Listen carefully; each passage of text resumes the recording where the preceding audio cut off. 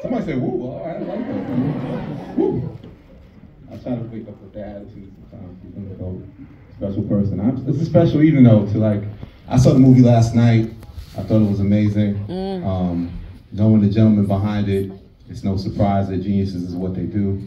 Genius is what they do, in all aspects of art. And, also appreciate and respect, that these stories haven't been told this way, and challenging what we've seen, the images we've seen, it's very important. So when Jeymes, the director, asked me to moderate this conversation, I quickly told him how honored I was to be, sitting in these chairs and to make this happen. So appreciate you guys for coming out. No further ado, I want to bring out the amazing producer of the film, Shawn J.Z. Carter, and the director himself, Jeymes Samuel.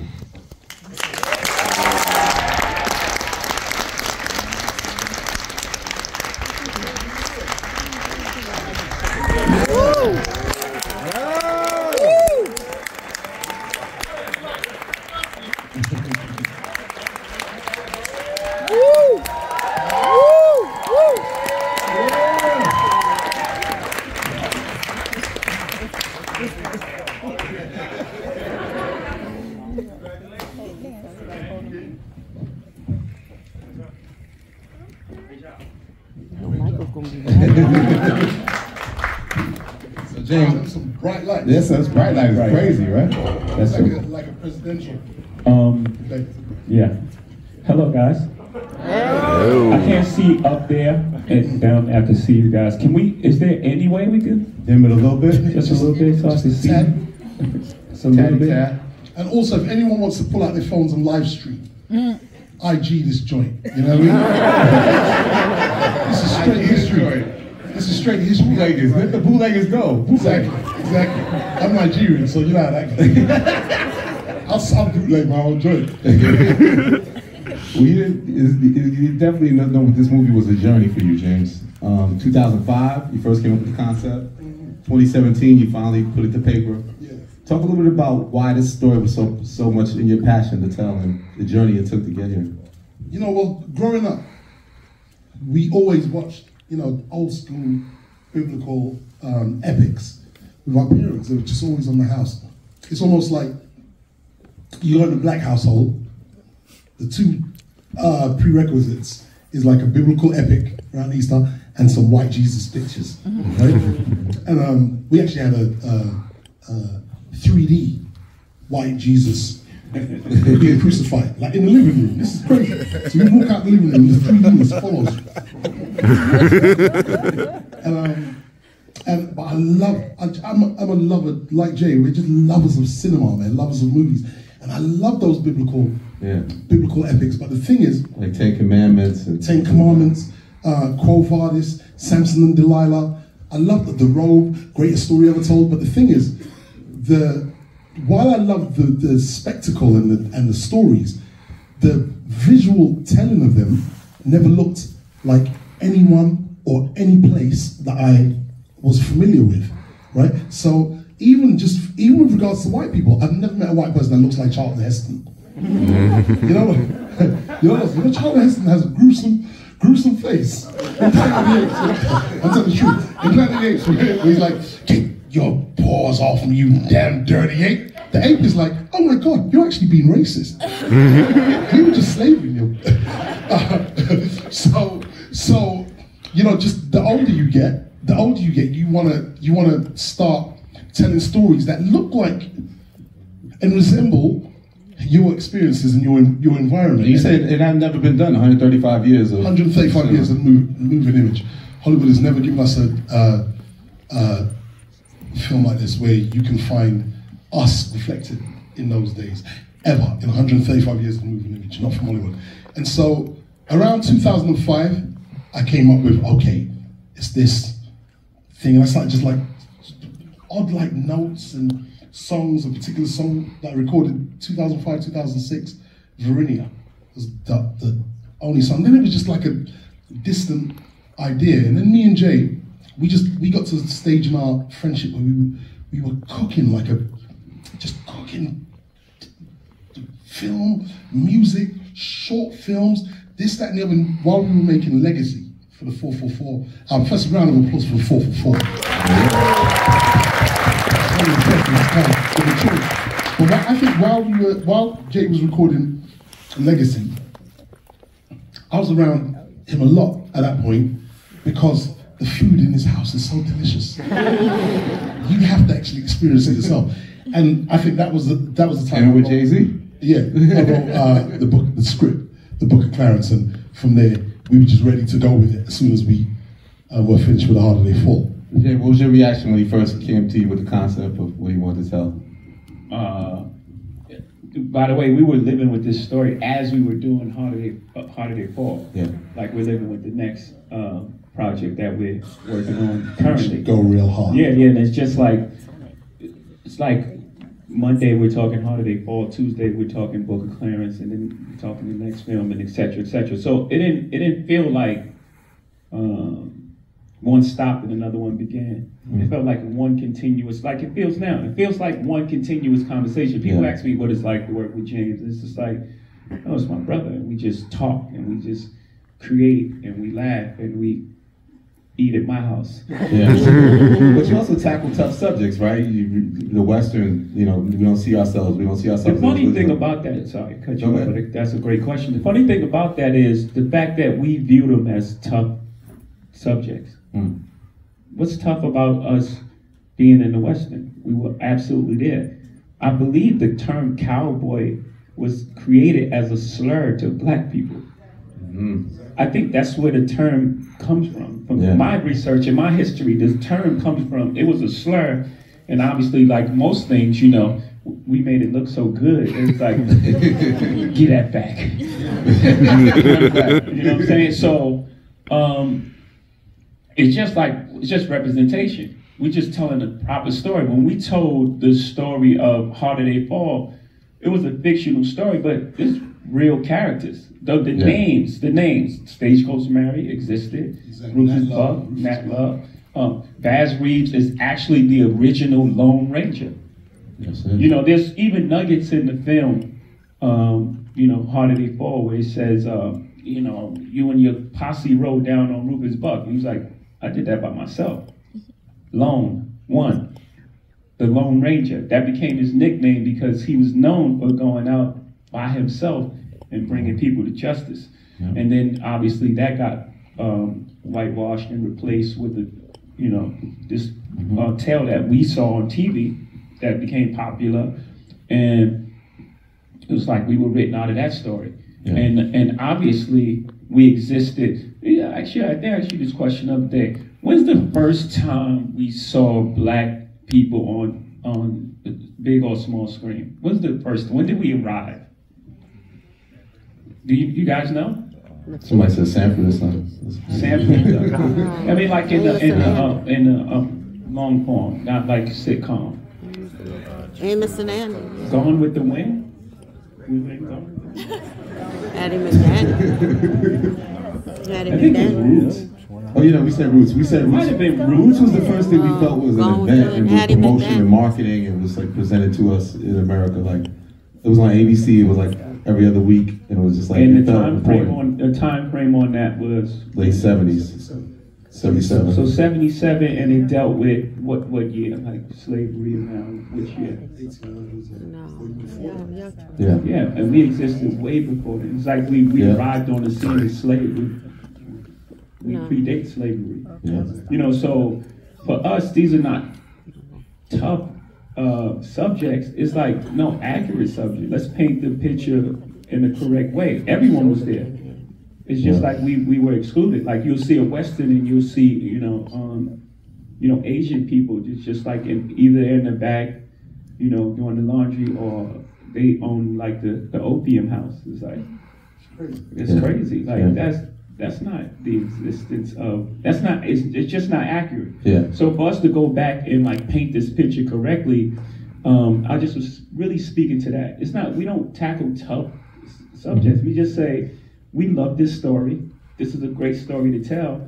And let's tell a complete full picture. Absolutely. And to that, I want to say, me and Jay gave you, the only place it was available was Tidal, right?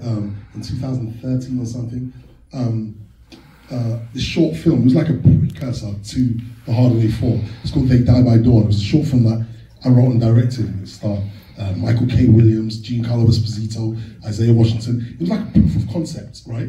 But for me, to black people, because the people we used to argue about with regards to black cowboys, the people I used to argue with that we existed were black people mostly, right?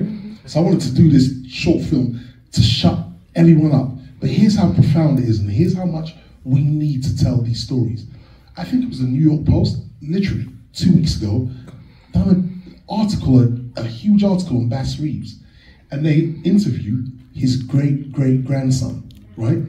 This is Bass Reeves, right? The most well-known black cowboy, and his great-great-grandson said, I didn't even know my ancestor was famous. I didn't even know who he was until I saw this short film by Jeymes Samuel and Jay-Z called They Die by Dawn. And Bass Reeves is in it. His own family didn't know his legacy, right? So that's how important it is for us to see each other in these. And then how quickly now they have another Bass Reeves thing playing right now on Paramount with documentary. Yeah. Let's talk about some of the powerful scenes, like in the movie, like the walking on water scene and the interpretation of that. You know, it's such a powerful moment in the film. Can you speak to what your delivery was with that? Yeah, I think, for me, I wanted Clarence to have, and I'll let Jay speak to that as well. Like, he has an interesting take on it, but we say that every one of us has a walking on water moment. It could be something to do with your career, your personal life, something you thought would never happen, or something you thought you would never get out of. If you come from the hood, you've definitely had a walking on water moment. You've been in a scenario where you should not make it out of that scenario, and somehow you do, or where something just magical happens. It's unexplainable, and life in and of itself is actually unexplainable. Everyone has that moment, but if you can speak to that, Jay. Yeah, I think it's the moment where, as we see Clarence's journey, he goes through in a space where, because of how he's grown up, all he believes in is what he sees in the present. That's why he says, knowledge is stronger than belief. I love the way that turn of phrase happens in the film, because for him, everything is in the physical. It's like everything now.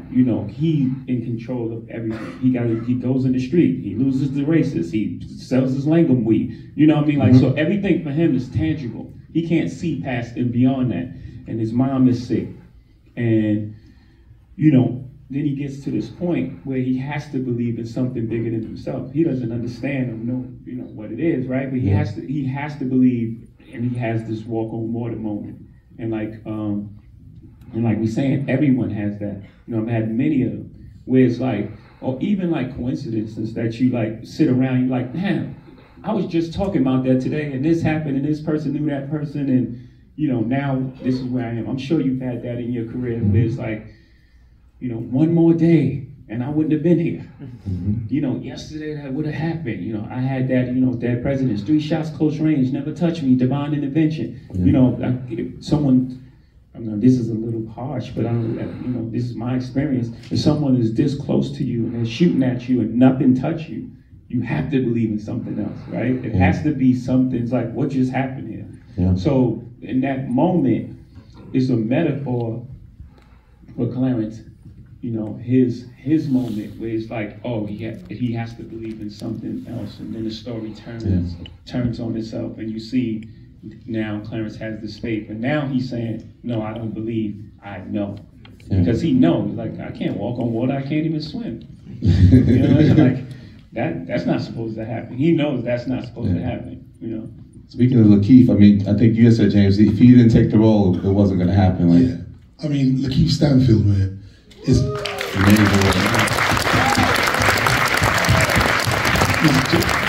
He's just a one of a kind. Some people are generational talents, right? Like a one of one. And I had written Clarence, but I didn't think in any way there was anyone around that I could see. Because Clarence goes through, if you look at the story of Clarence, if you check out, if you replay the movie in your head, he runs through the entire gamut of human emotions. And then emotions that we're not even confronted with yet, right? Like him being nailed to the cross. He runs through all of these emotions, but he's a street dude, and he's cool, and he's fun, and he's confronted with life-threatening circumstances, and he's like, me, right? So I didn't think there's any way I'll find someone to play this guy. Yeah. And I was casting for The Harder They Fall, right? And I was on holiday in Mexico, taking like 2 days, 3 days off. And I had a call with Lakeith Stanfield for the role of Cherokee Bill.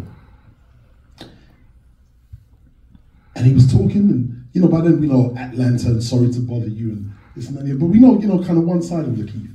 And we're talking, and his other phone rings. He's like, yo, I gotta take this. I gotta take this. I'm like, you okay? I'll call you back in 50 minutes, man. It's my cousin. My cousin, you know, somebody probably got shot in the thing. And he ran through about 14 circumstances that could have happened why he needs to take this call. Wow. I'll hit you right back.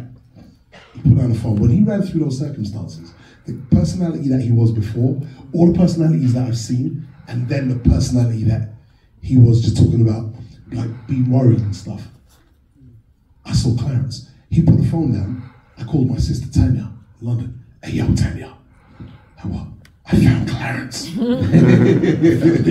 I must have called Hove next. So by the time he came back on to talk about the Harder They Fall, I was like, all good, yeah. Anyway, pretty much got the role. So, and all through shooting, I remember on the last day I hugged him on the wrap of The Harder They Fall. I hugged Lakeith like, don't go too far, bro. I'm coming again. It had to be him. If he said no, who else could have played that role? Like, if he said no, I wouldn't have shot the movie. Me and Jay would be doing the one we're going to do next. Yeah. I'm also hearing there's nothing like being part of a Jeymes Samuel movie because of the energy on the set. I think you guys were in Italy for this one. Yeah. It's a party rocking with you creating a movie. Fully. Tell us about the experience. Like, you think that's just a rumor? Go on my Instagram. You see behind the scenes. Like, you think it's a rumor? Let me tell you something, man. You need to know this. All filmmakers. It's almost like it's politically incorrect to not be excited about what it is you do, right? It's a crazy thing, man. Never grow up. Maturity is a disease. You say obey your crazy. Obey your crazy. Maturity is a disease. When you want to dream big, you think big, someone's like, oh man, you can't, you know, and then I love Christopher Nolan. Christopher Nolan's a wicked filmmaker. This guy's made mad classics. But Christopher Nolan interview puts me to sleep. Hey, bro, let me just watch the movie. I don't need to talk about it. I don't need to understand the quantum physics of it. Be excited about what it is you're doing. Okay. To all creators, right? That which you create is for the public, for the audience, right? But the creation of it is for you. The movie we make is for the audience, but the making of the movie is for us. All you're going to be left with is the memory of you making that movie. So for me, when I am on set, as soon as I arrive to set, I'm blasting out music from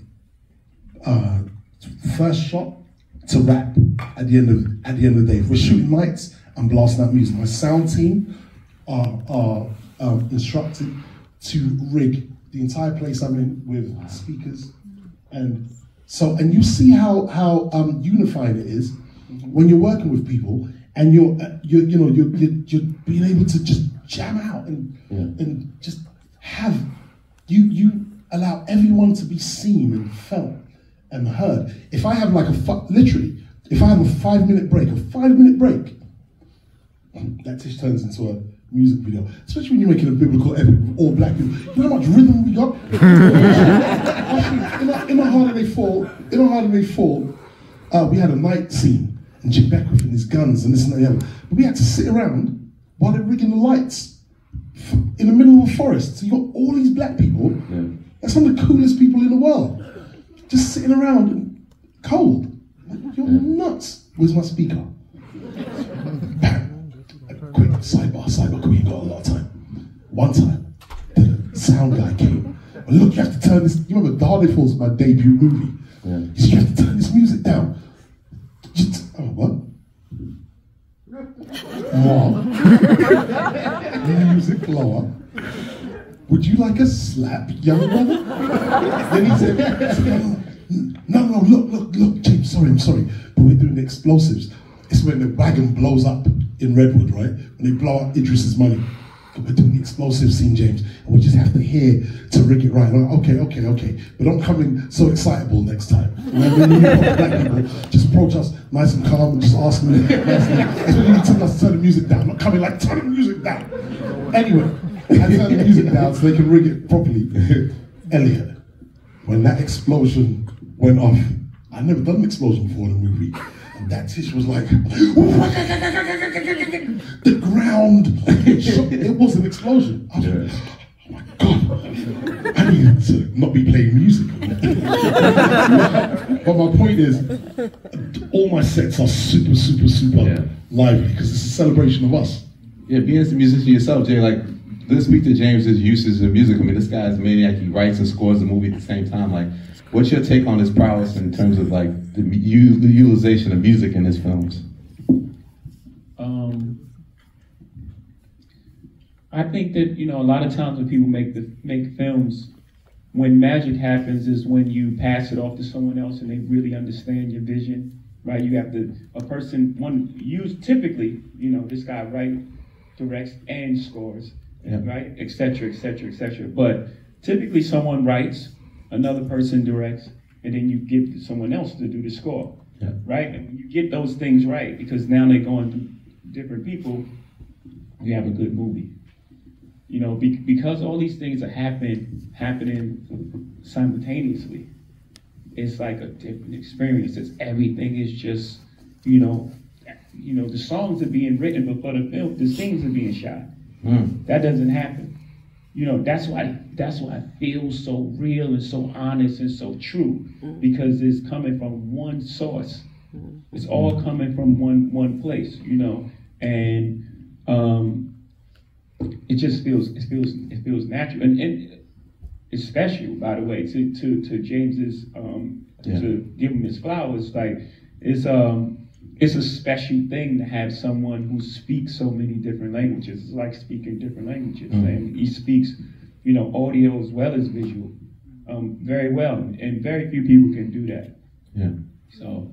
Thank you, brother. Yeah. Yes. And you make those scores and those soundtracks. So I said Lil Wayne, Lil Wayne, you wanted Bougie Banter, you had to get him out and get them connected. Like, talk about the passion you have for the scoring, but then also for the soundtrack itself. Yeah, well, because for me, the score, the soundtrack, and the film, right? They're all the same thing. So I hear them all. There's no speech without melody, right? So I hear them all as I'm writing. Then I can say the line back to myself, and then I can work out a character's motif and his theme, and then the woman he's talking to, or I could hear her melody and work out her theme and her motif, and a lot of that, I think, me and Jay put together the music for The Great Gatsby, right? Again, I think 2013, and I remember you and I having a conversation at the Mercer Hotel, and we both talking about, like, wow, it happens real late. Like, the music, the film's already shot, and all this stuff is happening. And me and you were like, not when we're cooking now. And so because it happens all at once. Almost like an afterthought. Music is like an afterthought, and music is so powerful to scenes, right? You remember movies based on themes, and you can go through that. Yeah, like if I said to everyone here, dun, dun, dun, dun, dun, dun, dun, dun, you don't even hear the song. You see a full movie. Dun, dun, dun, dun, dun, dun. We can actually just I can just give you 5 notes. Do do do do do. Close encounters of the third kind, and the whole movie goes off in your head, and I think that composers come on too late, Elliot. They come on too late. for any filmmaker or any, the minute you know what script you wanna make, if you don't make the music, hire a composer immediately. You'll start speaking to you, because the score would even influence your camera choreography, right? If you know how your like Clarence's score, it helps to because the camera tells the story, and so everything is music. It's all, for me, it's all one thing. Yeah, speaking of that, I really love the Nights Over Egypt scene. It's such a I was like that. I was back with the young guru when I were watching it. Like I was like, that's the blackest scene I've seen in a movie. And you know why? Like I remember when I was writing the script, I was like, oh, I think I must have called Jay. Yeah, I did. Okay, watch. So when I had that scene, right, I thought to myself, I never question myself. Obey, you're crazy. Never question yourself, right? Ever. Especially when you're creative. The one time, right, I was like, oh, I gotta put it in there. It's a Nights Over Egypt scene, right? Like, they go to the club, because why not? As far as they've had life, they've had nighttime, right? As far as they've had nighttime, it's the minute God created black people, black people at nighttime. We're coming out at night. You're meant to go to sleep at night time. No, we're coming out at night. Okay, so watch this. We always hear songs, right? And we know them, songs like Nights Over Egypt. We know these joints. But there's no visual. And every time when I was writing that scene, I was just thinking, oh, it's Nights Over Egypt that plays. So one time, Jay calls me, right? So me and Jay had spoken about it. We speak all the time. So it's not like we create together. We create when we're floor to the ceiling creative, so we create all the time. But really, we don't realize we're creating when we're speaking. We're just speaking. So I called Jay and I told him the Nights Over Egypt. Well, I told it to you in your house. Then he hits me. You hit me a day later, right? And you go, yo, tell me that scene again, James. Like, you know the whole scene. I want your version. And okay, so I put the phone up, and I explained to him from outside the club to the Nights Over Egypt scene, to what happens with Barabbas outside the club, then the running, then the commentary on like the brutality we face.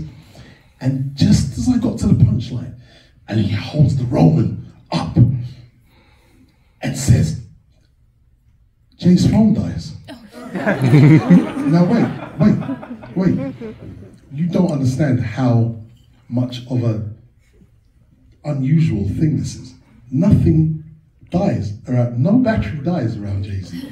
Nothing. If you're at Jay's house and you're drinking a glass of water and the water goes almost half down, a hand comes out. Right? And fills the water. Here's the crazy thing. If you follow the hand, there's no one attached to it. In the sky. Nothing dies around Jay. It was the most bizarre thing ever. It's the most bizarre thing I ever experienced around this dude. Anyway, I was like, man, guy had me tell him an 11-minute story only for his phone to die at the punch. And then he calls me back. Yo, my phone died. And someone takes the phone from him, because he was obviously telling me to tell a story for someone else. And it was Dave Chappelle. and he goes, he told me to punch. Wrong heel mother. Yo, that's gonna be a t-shirt. And yesterday, Dave saw the movie for the first time at the premiere. He was like, I remember that.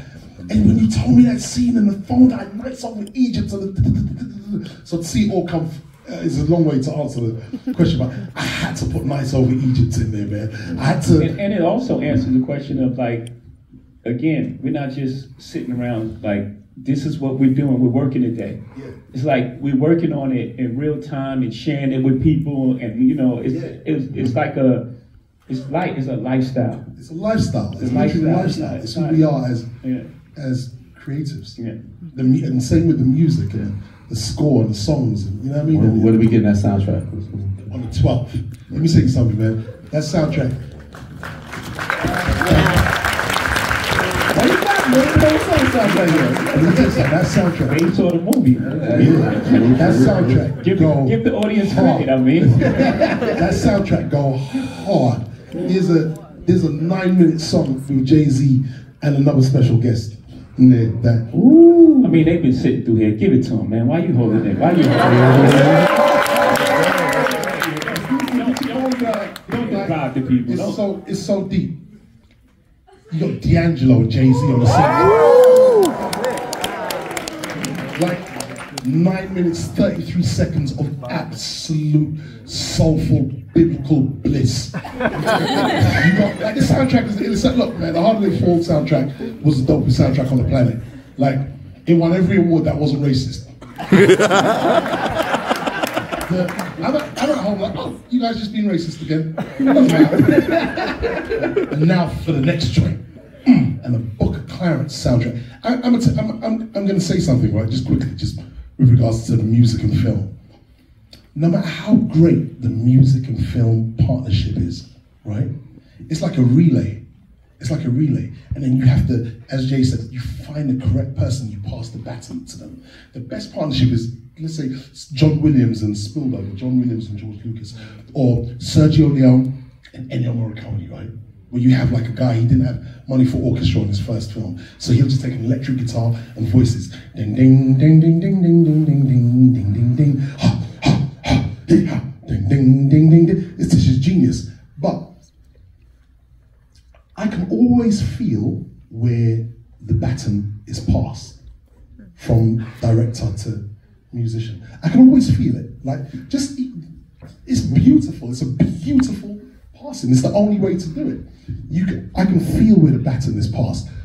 On the Jeymes Samuel movie, there's no baton passed. It's a continuous thing. So the songs weave in and out of the score, right? And the score will be in the same key as the thing. And in Clarence, when he's walking down the street to Mother Mary's house, if you listen to what he whistles, he's whistling the theme to The Harder They Fall.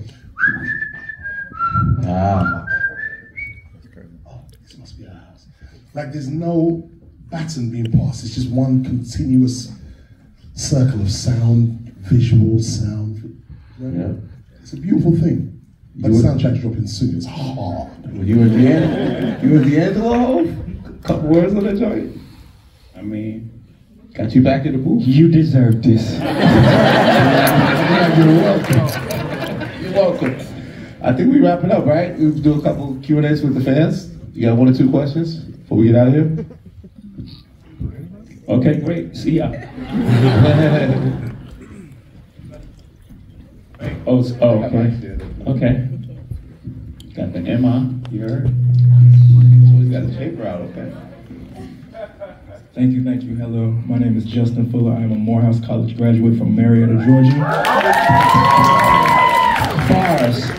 And I just wanted to ask Jeymes if you could go a little bit more into detail on that scene where they were in the alley and Jedediah told the Romans, like, you are scared of us. You, like, wow. Us. I think That was deep. and what that meant. I got to repeat the question too because they're doing the film thing. So, what's the question again? I'm sorry. Just when. We actually can hear you without the mic. Yeah. Okay, smooth. So yeah, just when Jedediah was like in the alley and telling the Romans, like, you are scared of us, like, face to face, and you can do like more detail on that, what that meant to you. Can we go more into detail about the scene in the alley with Jedediah? Yeah, that's the scene that everyone in this room is familiar with. No matter your race or creed, we're all familiar with the brutality we face from any kind of oppressor, governmental, anything. And you know, I wanted to show, no matter what age, what age we're living in, what genre of the film is, they're experiencing then exactly what we experience today. And Jedediah's point is kind of like our answer. You know, we always talk about Jedediah. He ends his soliloquy by saying, you know, I'm equipped with the knowledge that there are no oppressors, just weak men. And that's what it is. Like, you don't know oppressor, you don't oppress. You're just weak. If you understood how strong we are as human beings. You wouldn't need to oppress anyone. And I wanted to. What was important for me there is to show how the antagonist for this movie, when you meet Clarence, is Jedediah. But as soon as they're faced with the real ops, you see how they all come together. Yeah. Like, we're one. Me give him up to you. Like, we don't play for you to torture him. And then, you remember, Jedediah's been threatening to kill Clarence. He said he'll crucify him. Before he does, he's going to get real evil first. You should have read the earlier drafts. But no matter what he was going to do to Clarence, give him up to the Romans. You know what I mean? And those days, even, just for historical, the historical note, those days we were dealing with the Roman Empire. They were like one of the earliest, biggest colonizers. It wasn't like in Italy. They were everywhere. Hence, you never meet people these days that call themselves Roman. Rome still exists. You never meet a Roman. It's like, why are you? I'm Roman. Someone tells you that to you, you're like, what? You killed Jesus? It's Romans that killed Jesus. Romans killed Jesus. Anyways, that's the answer to that. Yeah. Next question. Hi, Kevin Dorsey. I haven't seen a movie where the director has so much input on the music. Can you talk about just why every song you are so involved in the music? What's your process behind that? Well, why are you so hands-on, Jeymes, with all the music? He doesn't want you on every song, bro. I mean, if you want to crack Obama, vote for somebody else. For me, I write and produce all of the songs on the soundtrack and compose the score, but it's the equivalent of the script. I'll give you this quick Easter egg. I'll do it as quick as I can. The songs are just as important as the film, but the songs are stories in themselves. So when you, in your own time, and I hope people film this piece, what I'm about to say, if you look at the Harder They Fall, right? In the Harder They Fall, I'll give you a minute, brother, because I want you to get this just right. This is deep. I've never said this on camera, so post this on Instagram. Tell me when. You say action, directly. Action. You ready? Action. Okay, you got me? I'm looking good? Great. Okay, this one I'm about to tell you is deep. In the Harder They Fall, when Cherokee Bill finally gets killed, bang! Cherokee Bill has stated through that entire film, he doesn't like violence. He doesn't want to kill anyone. It's the Lakeith Stanfield character. Then he has to face off with Cuffy, the great Danielle Deadweiler, right? He has to face off with Cuffy. She goes, "You gonna cheat the count?" And they both draw, and she kills him. She shoots him in the neck. And he walks out, and he stands in front of Rufus Buck, Idris, and he collapses to the ground and bleeds out. Okay, there's a song playing in the background called Black Skin Mile, and this is why I do the music to my films. CeeLo sings the song, right? That song is a huge Easter egg into that scene. I've never said this on camera before, but I told everyone there's an Easter egg in that song. If you take the first word of every line for the first verse, I lost my shadow in a violent sin. I never knew the surge would be within. Drew my loneliness. I think it's chasing every last high. Take me back to Black Skin Mile.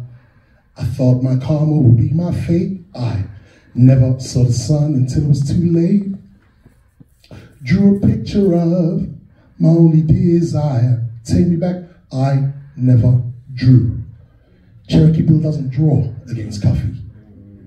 He lets her kill him.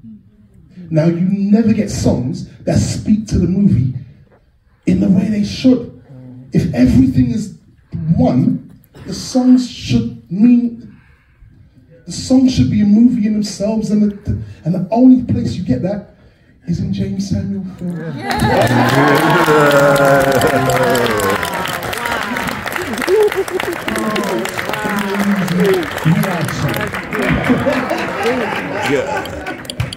Wow. Oh, we got one more.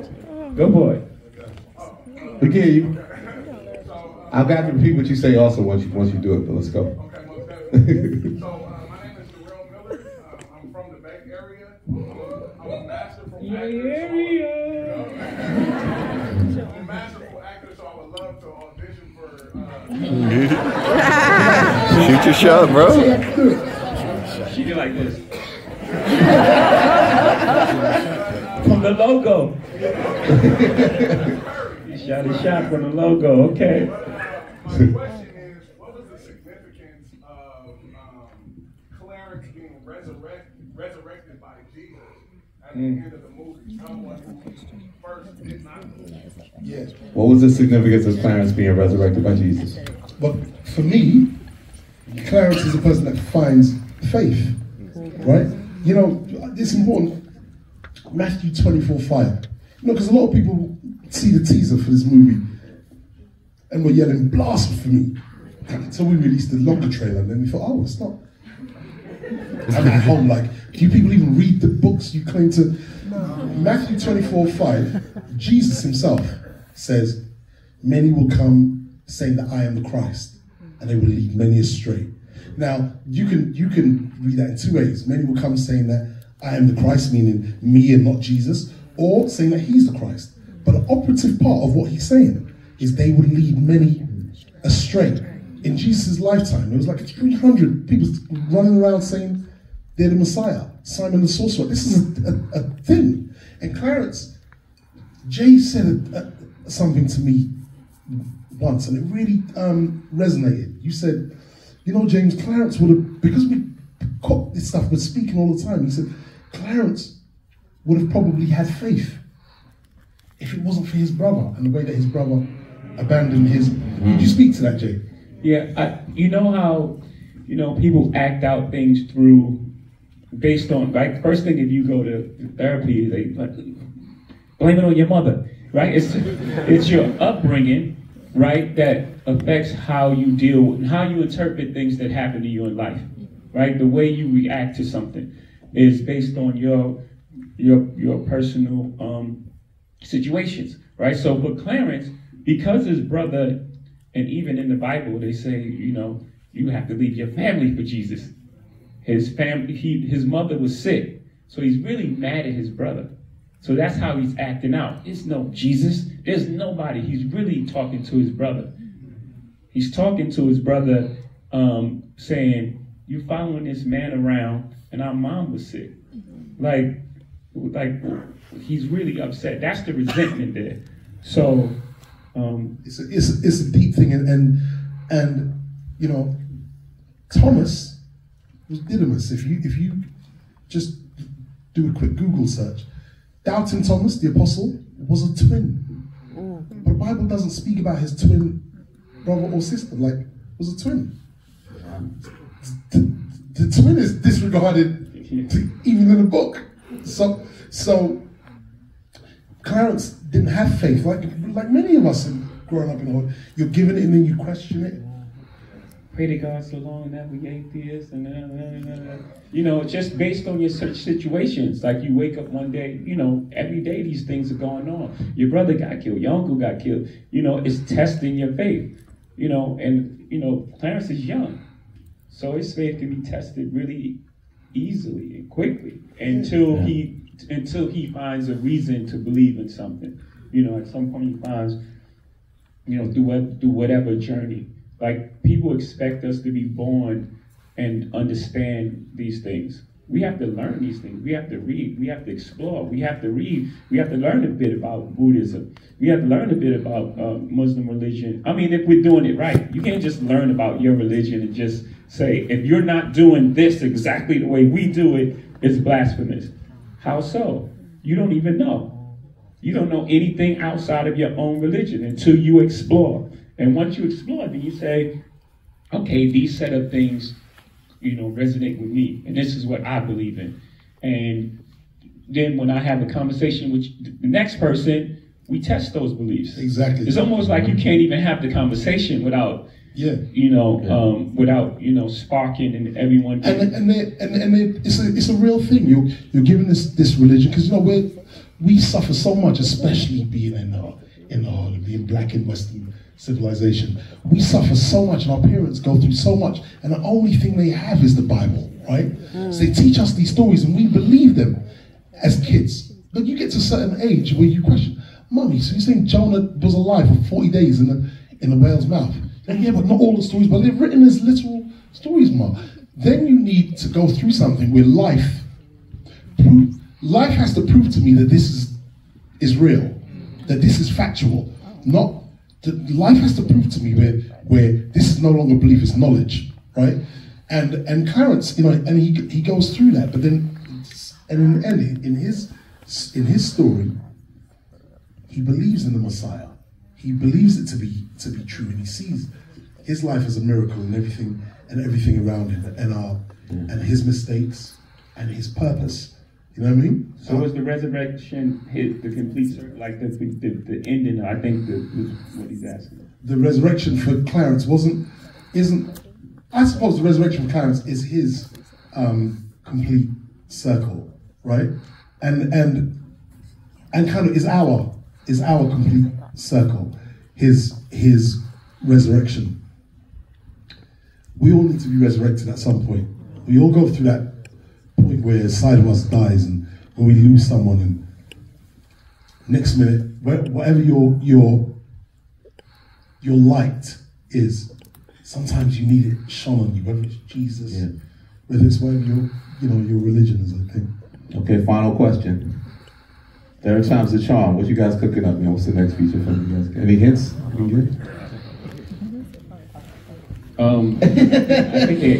I think two more people. Two more questions? Okay. What time is it anyway? I got a baby's birthday. JJ, happy birthday, JJ. Shout out JJ. She's turning 7. 8. Yeah, we gotta go. What? Oh. Okay.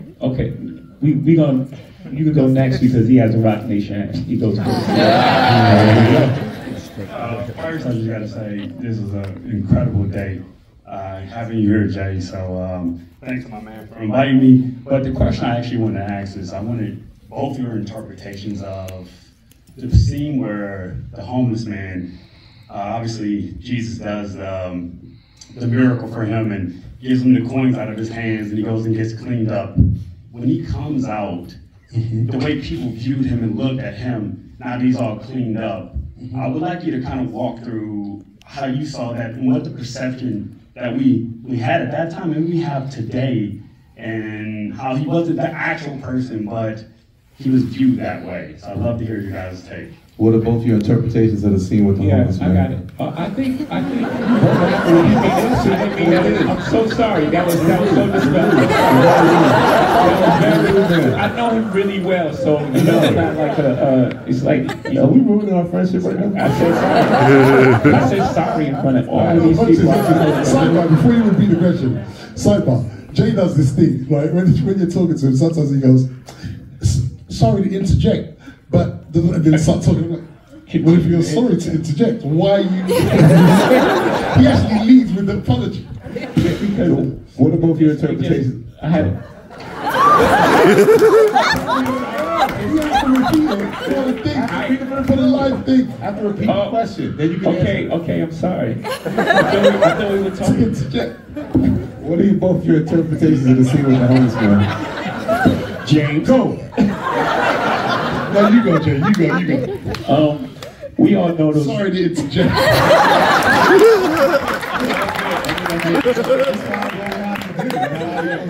See, this is how we make a scene, and now that scene will be somewhere. We all know we always know those people that we grow up with that, they have you right there for knowledge, and yet they seek it somewhere else. It's like, you right here, like, without mentioning names, baseball player. And he has a friend, it's a friend of mine, it's a hood guy. And he gets into a bit of trouble, and his friend says, hey, maybe you should maybe I shouldn't tell a story because the punchline probably telling the story. I'm gonna tell a personal story. You know how you tell your friend, like, nah, you shouldn't do that because such and such and such. And because you don't have the credentials of someone who's, you know, maybe some sort of professional that have done it before, whatever. You don't have those credentials. They'll listen to someone outside of the people that really love them and care about them and giving them the best advice from a place of, I know you, I know where you are in life, and this is what I feel should be done. And they take, you know, outside advice. This is pretty much that scene. It's like the Messiah is walking around, giving around coins and stopping stones. And, you know, the minute they see this foreign figure, and it's like, he's so trustworthy. And then, you know, I'll stop there. And I'll say, in agreeance, you know, I wanted to, if you YouTube, Jesus comes to Kenya, right? Just YouTube it and you leave it. Jesus comes to Kenya. This is like 2 years ago. A white guy landed in Kenya wearing Jesus clothes, and literally it was a roadblock on the streets. Jesus is back!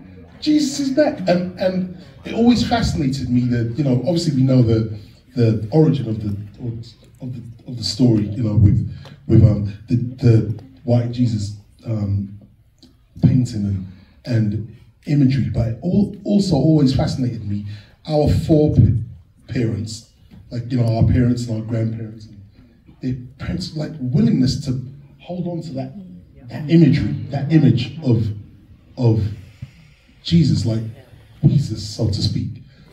And so I was just kind of shining a humorous light on it, so to speak. You know what I mean? Effective. Next question. Make sure you repeat the question, Elliot. I'm just trying my best. My turn. How you get? Congratulations on your film, phenomenal film, and The Harder They Fall.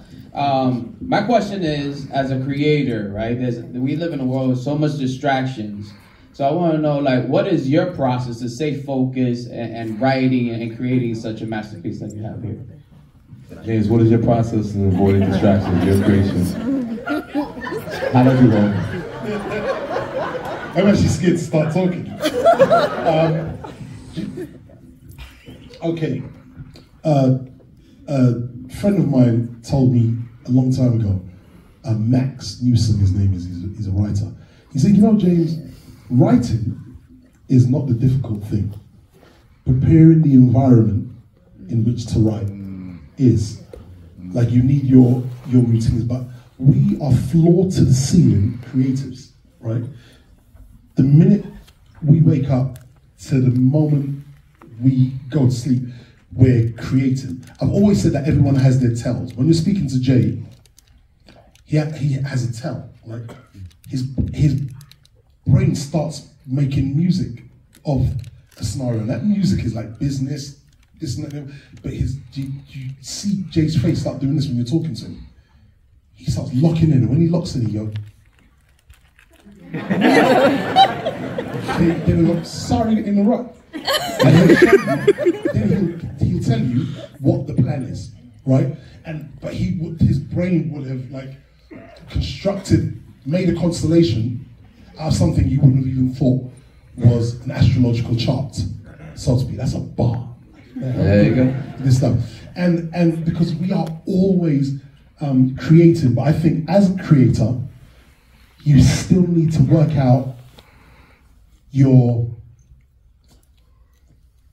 for particular things, you still need to work out your routine or your pathway to create a different thing. You have to be disciplined as well, because you can get distracted so easy.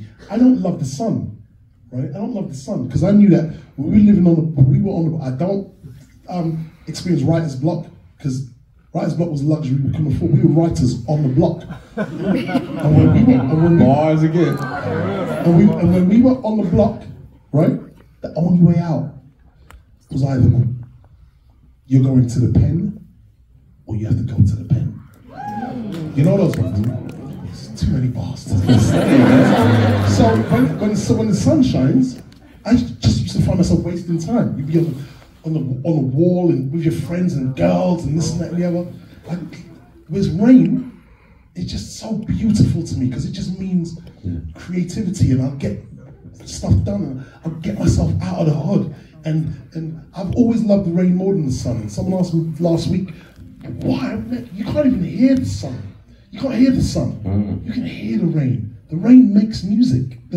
I love the sun, by the way. I appreciate it, but it just means I'm wasting time, kind of. You know what I mean? And so you just have to work out what it is your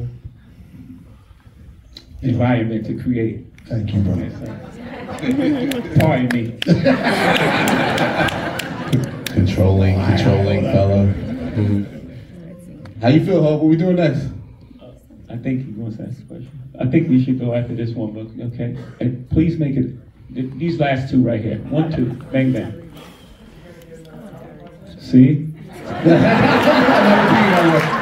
not repeating that one. That's what I get. I don't know, bro. I have no idea. Peace. My name is Tyree. I am a curator and historian of the American West. So I am really interested. Oh, today's my birthday. You come to the party with me, you like?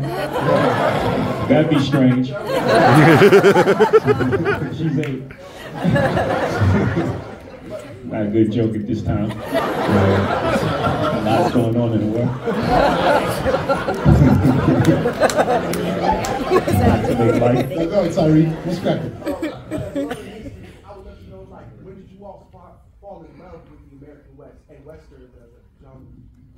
When did both you gentlemen fall in love with American Westerns as a genre? Jay, you go first. I mean, you got a deep love affair here, so you probably want to take them to. Since my eyes were open, right? Since my eyes were open, and you know, as a kid, those westerns were always on TV. There was something about the horses, man, the gold ground that they were on, and the dialogue that they used to have in the macho. There was a lot of things still missing, like strong female characters and people of color, but just the musicality and the, you know, I love sci-fi, but what drew me to westerns over sci-fi as a kid is that with sci-fi, you know it's not real. You know, I probably know one dude that looks like Chewbacca. You don't know no Chewbacca. I certainly don't know no Princess Leia. There ain't no white woman walking around. Earmuffs. But with westerns, even though it was old, I could find something in there that I related to. The horses, the people riding around on horses. It was kind of like so romantic. I just love westerns, and also the scores and the music that went to like Magnificent Seven.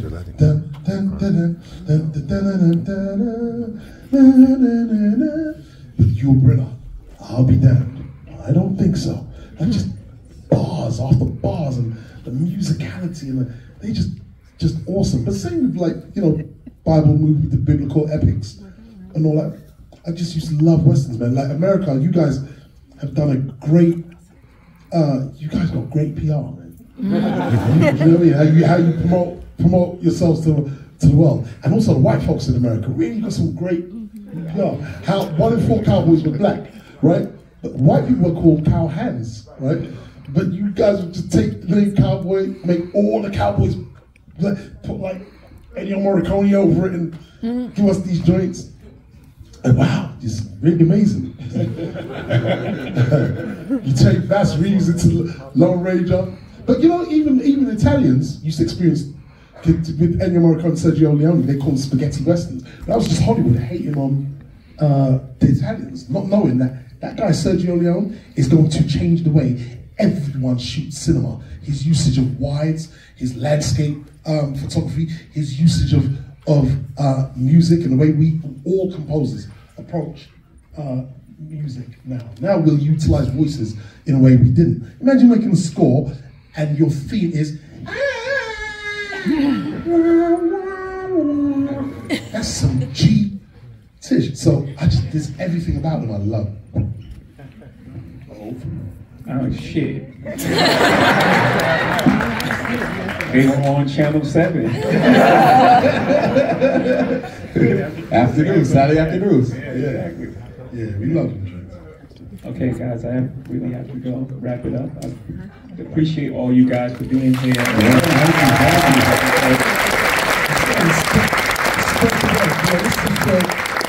Final words, James. Final words. This is a film.